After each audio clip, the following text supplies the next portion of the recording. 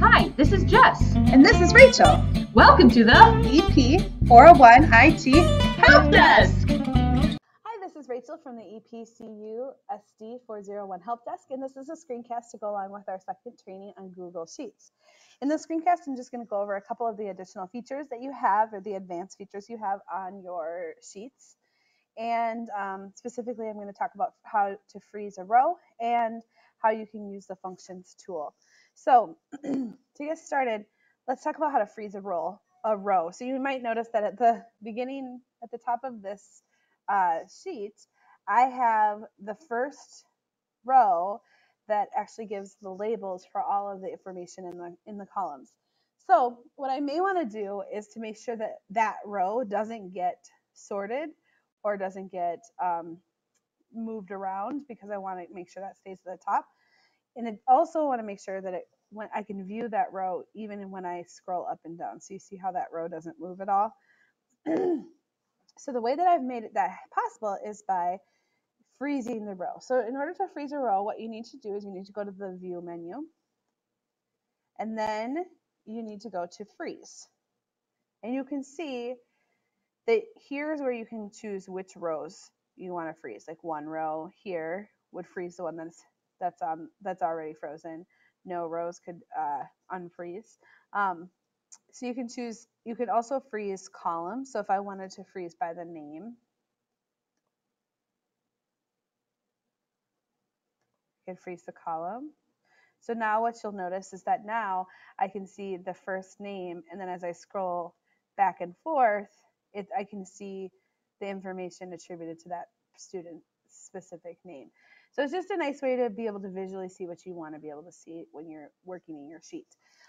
The second additional advanced feature that I wanted to talk to you about is being able to use the functions and formula tool. So what you'll notice over here is the functions tool, and you'll notice that if you click on it, there's functions that you can use to be able to quickly do math formulas for your data. So this is especially helpful if you're trying to manipulate numbers.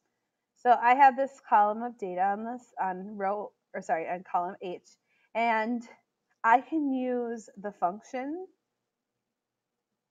tool to be able to find information about this column of data. So for example, if I wanted to know what the sum of all of those numbers are, I can click sum, and then I'm going to put in which numbers I want to be summed.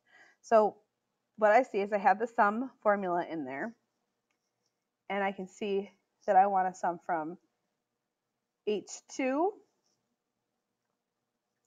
to H31. So I'm going to put that sum from H2 colon H31.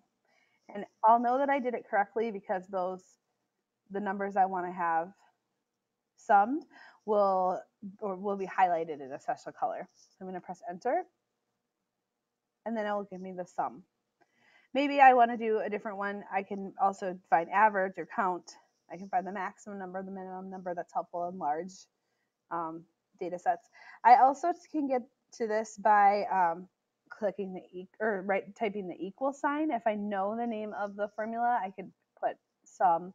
But even if I don't know the name, I can start writing what I think it might be, and it will give a list of possible formulas that I'd like to be able to use. So I could sum again. So that's another way that you can use formulas to your advantage. You can also go over to the Insert tab, go to Function, and then they're over here as well. So there's 3 different ways that you can get to the functions that you can use to manipulate your data. Hope this is helpful.